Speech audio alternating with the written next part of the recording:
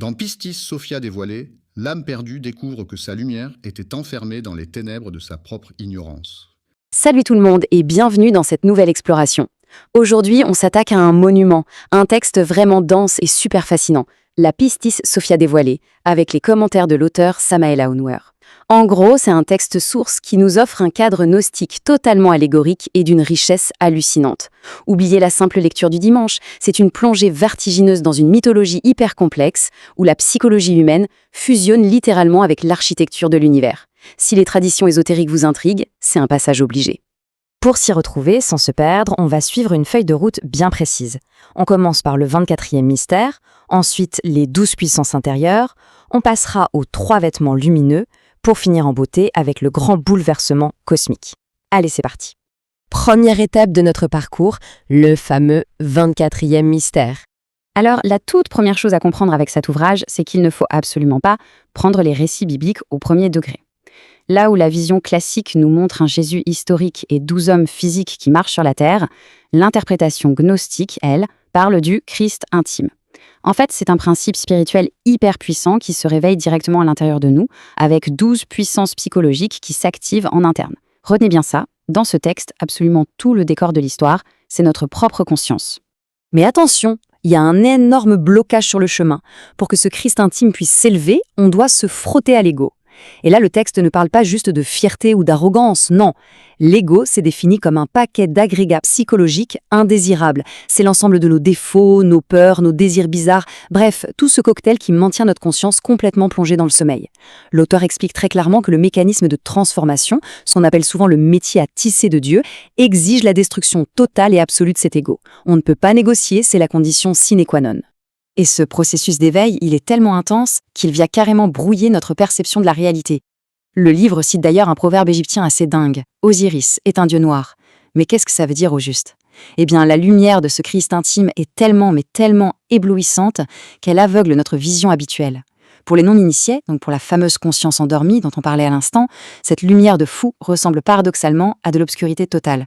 En résumé, si notre esprit n'est pas préparé, il passe totalement à côté de la vérité. On passe à la section 2, les 12 puissances intérieures. Si le Christ est un phénomène purement intérieur, qui sont les apôtres ? C'est là que le chiffre 12 prend tout son sens. Le texte nous dit que ce ne sont pas des compagnons de route en chair et en os. Pas du tout. Ce sont en fait 12 parties complètement autonomes, indépendantes et autoconscientes de notre propre être humain. Des parties qu'on est censé éveiller et perfectionner. Du coup, le texte réinterprète toutes ces grandes figures historiques de manière assez incroyable. Prenez Jean-Baptiste, par exemple. Ce n'est plus le prophète qui prêche dans le désert, c'est notre propre précurseur intérieur, la force chargée de préparer le terrain dans notre mental. Le livre l'identifie même à la force interne réincarnée d'Élie. Et Marie, souvent comparée à Isis dans ce document, elle incarne la mère divine Kundalini, la force motrice de toute cette alchimie spirituelle. Donc chaque personnage mythologique agit en fait comme un rouage intérieur pour nous pousser vers la lumière. Troisième étape, et là ça devient vraiment grandiose, les 3 vêtements lumineux. On arrive vraiment au clou du spectacle, le moment magique où le Christ intime réussit son ascension et enfile de gigantesques habits de lumière. Et sur ce vêtement, il y a cette incantation gravée, écoutez bien. Zama, Zama, Oza, Rashama, Ozai. La source explique que cette formule, c'est le mystère insondable qui a carrément donné naissance à tout l'univers. C'est l'invocation cosmique absolue. Et ces fameux vêtements, ce n'est pas juste pour faire joli. Ce sont d'immenses bases de données cosmiques, l'héritage ultime. Le premier vêtement, il contient la gloire de tous les noms et de toutes les émanations de ce qui est nommé l'ineffable. Le deuxième, c'est la connaissance totale des 2 espaces du premier mystère. Et le troisième englobe la gloire du révélateur, de la grande lumière, et carrément de toutes les hiérarchies jusqu'aux archontes. Bref, revêtir tout ça, c'est un peu comme télécharger l'intégralité de la connaissance universelle. D'ailleurs, l'auteur fait un parallèle super intéressant ici. Il relie directement ces 3 vêtements aux 3 grandes forces primaires du cosmos, le Père, le Fils et l'Esprit Saint, opérant chacun à 33%, donc à parts égales. Le truc, c'est que pour réussir cette transformation spirituelle, ces 3 forces doivent impérativement s'aligner et se cristalliser à la perfection à l'intérieur de nous. L'accomplissement total, c'est vraiment une histoire de parfait équilibre structurel. Ce qui nous amène à notre 4e et dernière partie, le bouleversement des sphères.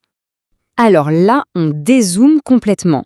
On sort de notre psychologie intérieure pour assister à un véritable tremblement de terre cosmique. L'ascension est épique, regardez.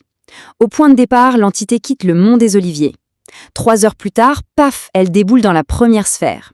À la 9e heure, elle rentre dans la sphère du destin. Et au premier jour, elle conquiert carrément tous les éons. Cette montée en puissance fait vibrer les fondations de l'univers tout entier. Et tout ce chamboulement, ça crée une panique monstre chez les archontes. Mais c'est qui ces archontes? Selon le livre, ce sont les boss, les dirigeants et les tyrans des sphères cosmiques. C'est eux qui tirent les ficelles de la destinée humaine. Alors quand la lumière foudroyante de notre Christ intime débarque dans leur petit royaume obscur, c'est la terreur la plus totale. C'est simple, l'ordre de l'univers s'effondre. Les archontes abandonnent tout et perdent leur pouvoir sur le champ. Les fameux tyrans du destin, leurs sortilèges et leur magie font un énorme flop. Quant aux anges des éons, ils font tellement tétaniser qu'ils finissent prosternés. Le texte est ultra clair là-dessus. Face à cette lumière suprême, tous les tyrans cosmiques, sans exception, finissent par tomber. Et la punition est mesurée au millimètre près. L'auteur nous donne même la fraction exacte, 1/3. 1/3 de la puissance des archontes est confisquée, de manière permanente. C'est la punition automatique pour stopper net leur magouille destructrice. Et pour couronner le tout, l'univers subit un changement mécanique complètement fou. Le texte nous dit que les sphères qui contrôlent le destin humain sont modifiées de force. En clair, ces régulateurs cosmiques sont maintenant obligés de tourner vers la gauche pendant 6 mois de l'année, puis, clac, contraints de regarder vers la droite pour les 6 autres mois. La victoire de la lumière spirituelle vient littéralement réécrire la mécanique du destin humain. C'est quand même dingue, hein? Ce qui nous amène à notre petite réflexion finale. Si on garde bien en tête que cette mythologie gigantesque, selon l'auteur, c'est avant tout une allégorie de notre propre esprit, une grosse question s'impose. Aujourd'hui, quels sont les archontes, ces tyrans intérieurs cachés qui gouvernent en secret la destinée de notre propre psyché? Se demander quelle force dicte réellement nos peurs et nos choix au quotidien, c'est tout l'enjeu de ce grand texte épique. Et c'est ça, la vraie claque philosophique de la Pistis Sophia. Merci d'avoir exploré tout ça avec nous aujourd'hui. On espère que ça vous a donné envie de creuser un peu plus le sujet. Abonne-toi pour éveiller ton esprit.